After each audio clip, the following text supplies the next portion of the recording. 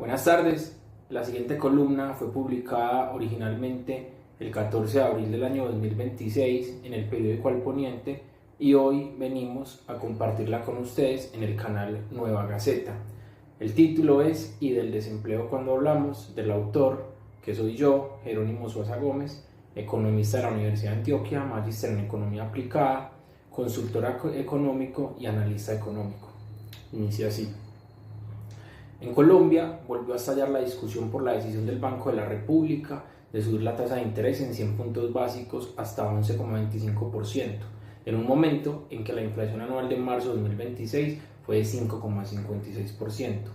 Como siempre, el país se dividió entre quienes aplauden la mano dura contra la inflación y quienes advierten que esa decisión enfría la economía, encarece el crédito y termina golpeando el empleo. Pero más allá de la coyuntura, esta polémica deja una pregunta mucho más importante en Colombia. En Colombia discutimos la inflación como si fuera una emergencia nacional, pero casi nunca hablamos con la misma indignación del desempleo. Es importante precisar, la inflación importa, y mucho. Nadie serio puede decir que no.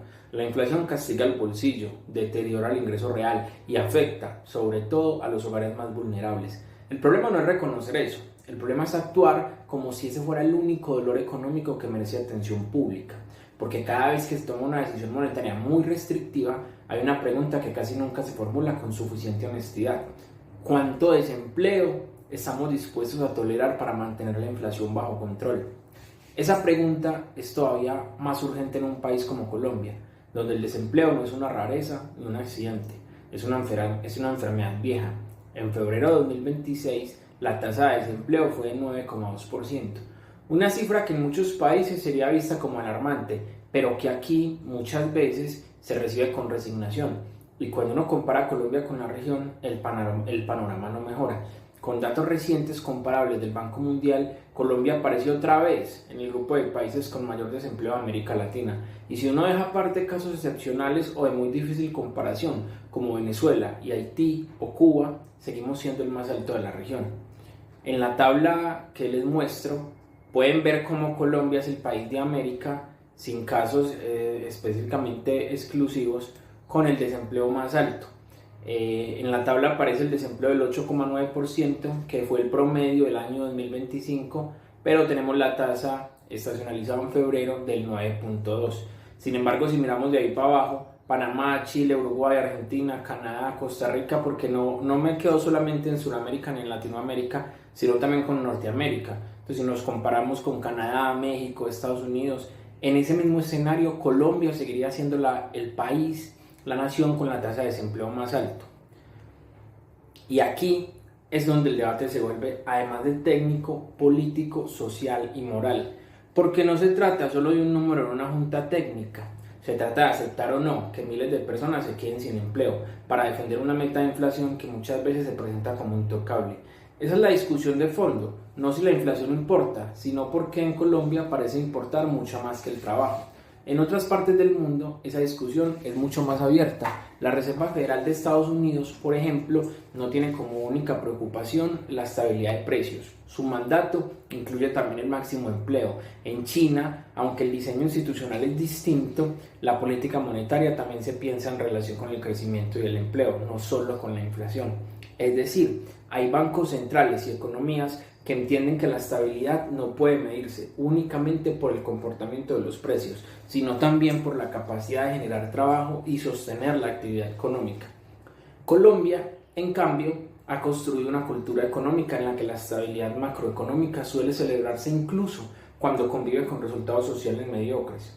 Nos acostumbramos a decir con orgullo que ya no tenemos las inflaciones de los años 80, cuando el país llegó a convivir con tasas superiores al 25%. Y eso, por supuesto, es un logro, pero mientras celebramos ese triunfo, dejamos casi intacto otro problema histórico: el desempleo persistentemente alto. En Colombia, tener un desempleo de un solo dígito sigue siendo casi una excepción digna de un aplauso, cuando debería ser apenas un punto de partida.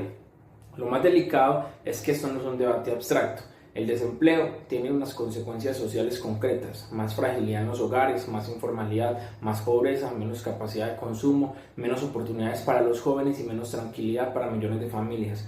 Y eso importa, todavía más en un país donde la pobreza monetaria, aunque ha bajado, sigue siendo muy alta. En 2024, la pobreza monetaria en Colombia fue de 31,8%, por encima del promedio de América Latina, que la CEPAL estimó en 25,5%. O sea, no estamos hablando de una economía que ya resolvió sus grandes deudas sociales, estamos hablando de un país que todavía tiene una enorme vulnerabilidad y que por eso debería replantearse ese tipo de decisiones antes de asumir como normal una política monetaria tan dura. En este sentido, la cuestión no es simplista.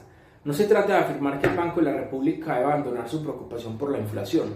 Eso sería absurdo. La discusión de fondo es otra. Si en una economía como la colombiana la estabilidad macroeconómica debería seguir reduciéndose casi exclusivamente al control de precios, o si ya es hora de pensar en marcos diferentes, donde junto a la inflación también se considera de forma más explícita la promoción del empleo, el dinamismo productivo y la salud general de la economía.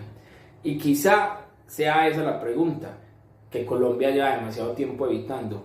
¿Cuánto empleo puede sacrificar una sociedad en nombre de la estabilidad de precios? ¿Por qué si seguimos tratando el desempleo como un daño colateral aceptable de la disciplina macroeconómica, entonces el problema ya no es solo técnico, es también una elección de país? Jerónimo Suaza Gómez.